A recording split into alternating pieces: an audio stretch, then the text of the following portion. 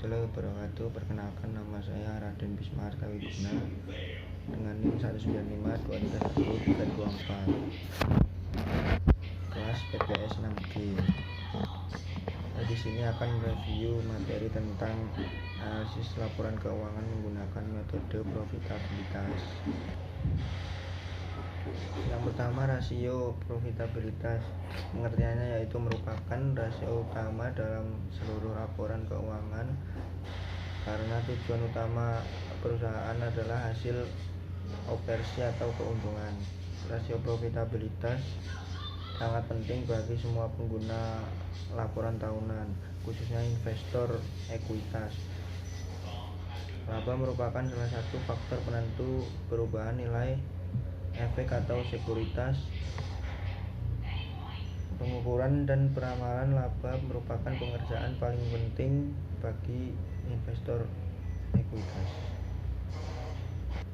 Selanjutnya yaitu menurut beberapa ahli. Yang pertama, menurut Hartono, rasio ini mengukur efektivitas manajemen secara keseluruhan yang ditunjukkan oleh besar kecilnya tingkat keuntungan yang diperoleh dalam hubungannya dengan penjualan maupun investasi.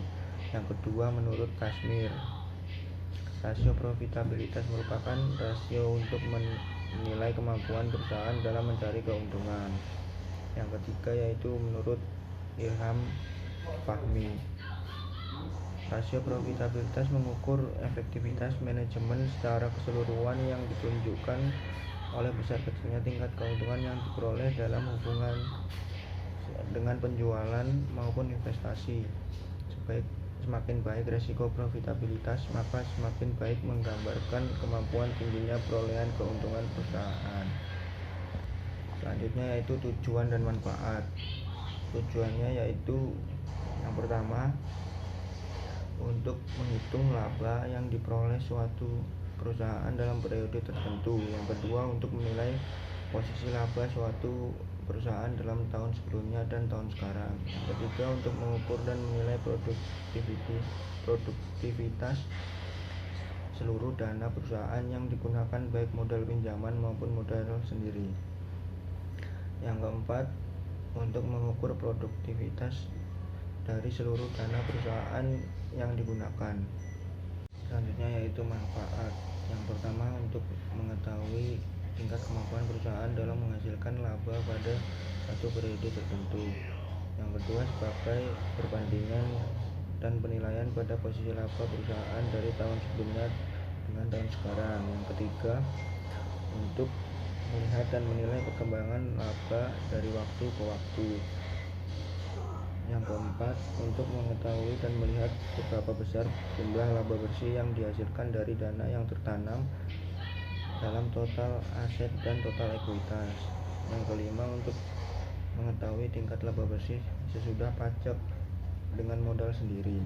Beberapa jenis rasio profitabilitas yang sering digunakan untuk meninjau kemampuan perusahaan dalam menghasilkan laba yang dipakai dalam akuntansi keuangan antara lain yaitu yang pertama, margin laba kotor atau gross profit margin.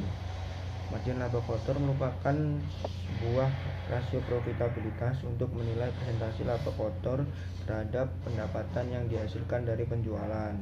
Rumus perhitungan margin laba kotor sebagai berikut. Gross profit margin sama dengan laba kotor per laba pendapatan dikali 100%. Selanjutnya, margin laba bersih, net profit margin.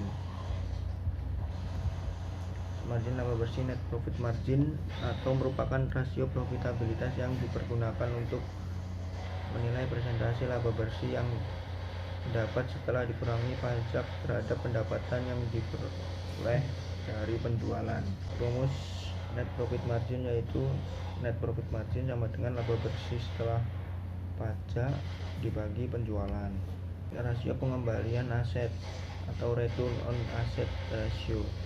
Tingkat pengembalian aset merupakan rasio profitabilitas untuk meningkatkan presentasi keuntungan atau laba yang diperoleh perusahaan terkait sumber daya atau total aset sehingga Efisiensi suatu perusahaan dalam mengelola asetnya bisa terlihat dari presentasi rasio ini. Rumusnya yaitu ROA sama dengan laba bersih dibagi total aset. Selanjutnya yaitu rasio pengembalian ekuitas, merupakan rasio profitabilitas untuk menilai kemampuan perusahaan dalam menghasilkan laba dari investasi pemegang saham perusahaan tersebut yang dinyatakan dalam presentasi. Rumusnya yaitu ROE sama dengan laba bersih setelah pajak dibagi ke ekuitas pemegang saham. Selanjutnya yaitu rasio pengembalian penjualan, merupakan rasio profitabilitas yang menampilkan tingkat keuntungan perusahaan setelah pembayaran biaya-biaya variabel produksi seperti upah pekerja, bahan baku, dan lain-lain, sebelum dikurangi pajak dan bunga. Rumusnya sebagai berikut: ROS laba sebelum pajak atau bunga per penjualan dikali 100%. Selanjutnya yaitu pengembalian modal yang digunakan atau return of capital employed, yaitu merupakan rasio profitabilitas yang mengukur keuntungan perusahaan dari modal yang dipakai dalam bentuk presentasi. Modal yang dimaksud adalah ekuitas suatu perusahaan ditambah kewajiban tidak lancar atau total aset dikurangi kewajiban lancar. Rumusnya yaitu ROCE sama dengan laba sebelum pajak dan bunga per modal kerja, atau laba sebelum pajak dan bunga per total aset dikurangi kewajiban.